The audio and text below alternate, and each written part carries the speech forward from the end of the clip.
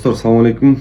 Ошол ноокаттагы күрөш учурунда чыккан мушташ боюнча мага Инстаграмдан, Фейсбуктан жазгандар, мындан тышкары WhatsApp'тан жазып, мындай дагы чалып сурагандар аябай көп болуп атат. Ошон үчүн түшүндүрмө берип коеюн деп атам. Мындан тышкары менин ал күрөштү уюштурууга эч кандай тиешем жок. Өзүм да ал жерден эмесмин. Бир нейтралдуу адам катары бир-эки маселе боюнча тактоо киргизип койсом туурабы деп ойлойм. Анткени коомчулукка ар кандай маалымат тарап, мындай ар кандай видеолор тарап, кээ бир жерлерде туура эмес дагы маалыматтар айтылып атат. Ошон үчүн бир 3-4 мүнөт убактыңызды алам. Мен кыска түшүндүрүп бергенге аракет кылайын деп атам. Негизи ноокаттагы Сахавадагы күрөш ушул алыш белбоо күрөшүндөгү эң чоң мелдештердин турнирлердин бири деп эсептелет экен. Анан ал жерде 70-80, анан 80ден өйдө 3 салмакта балбандар күрөшөт экен. Анан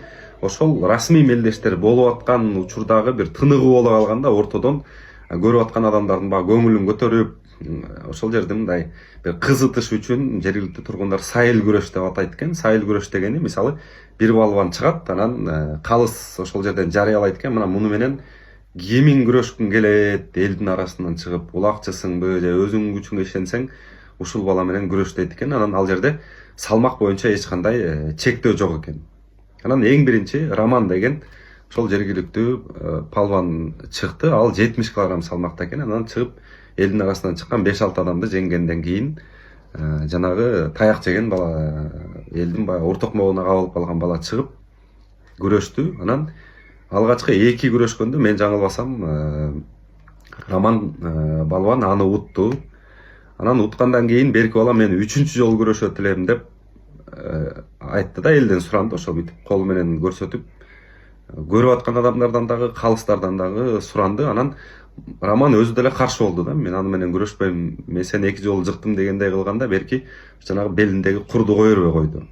Анан ошол жигитке нааразылык, стадиондун ошол жерде тургандардын нааразылыгы ошондо башталган. Андан кийин эле 3-чү жолу ошентип экөө күрөш керек болуп калды. Экөө күрөшкөндөн кийин Роман ошол бир ыкма жазайын деп атып тигинин алдында калып калды. Ошо менен берки жигит утту болду. Анан өзүнүн жана соорун деп коет экен, ошол мындай байгесин алды, акчалай. Алгандан кийин анан Романдын Марлен деген дагы бир досу бар экен. Анан ал айтты: "Мен күрөшөм бул жигит менен" деп. Ал дагы 70 кг экен, а берки жигит менен салмактардын ортосу бир жок дегенде берки жигит Роман менен Марленге караганда бир 20 кг өйдөрөөк. Анан ошентип Марлен досу, Романдын досу Марлен чыгып, аны көтөрүп чапты. Анын видеосунан баардыгыңар көрүп атасыңар. Ал таза жеңди да, ал жердеги жеңиште эч кандай талаш жок. Андан кийин ошол күрөштүн маданиятына, эрежесине ылайык уткан балбан баягы жыгылганда ордунан көтөрүп коет экен. Анан Марлен аны дагы жол жобосун аткарып, ордунан көтөрүп тургузгандан кийин берки бала чалып кеттиби, жаарданып кеттиби, мен аны толук түшүнбөй калдым. Анан ал жөн турган берки Марленди көтөрүп чыга ийди. Ошондо стадион дуу болуп кетти дагы. Элдердин арасынан бирөө ошол менин артыман учуп келди, бирөө суу ичип отурган ошол жанагы желим бөтөркөсүн ыргытып ийди. Ошол баягы чырдын башталышы болуп кетти да. Ошону ыргыткандан кийин эле анан элдер туш-туштан түшүп келип эле бир 30-40 киши түшүп келди окшойт. Түшүп келип анан бир тобу берки баланы сабап жиберди. Ал канчалык сабалганын мен көрбөй калдым. Анан бул жерден милиция кызматкерлеринин ишти мыкты алып барды.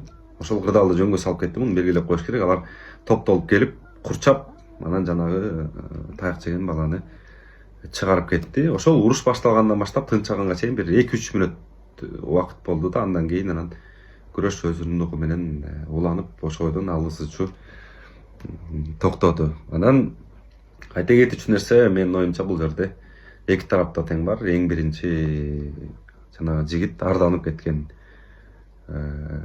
жигитте бар күнөө. Ал эгерде ошол өзүнүн жыгылган моюнунга алып кеткенде эч кандай чыр болмок эмес. Экинчиден анан жана стадиондо отурган элдер башта бергендерде дагы күнөө бар. Жыйынтыгында ушул окуя болду. Аны баардыгыңар көрдүңөр эмне болгонун. Негизи андай жерлерде күч органдары, уюштуруучулар жоопкерчиликти көбүрөөк алыш керек экен деген ойдо калдым. Анткени ал жерге баягы күчкө толуп турган, каны кайнап турган адамдар көп барат экен. Анан ал жерде ар кандай масштабтагы ар кандай чырлар чыгып кетиши мүмкүн экен.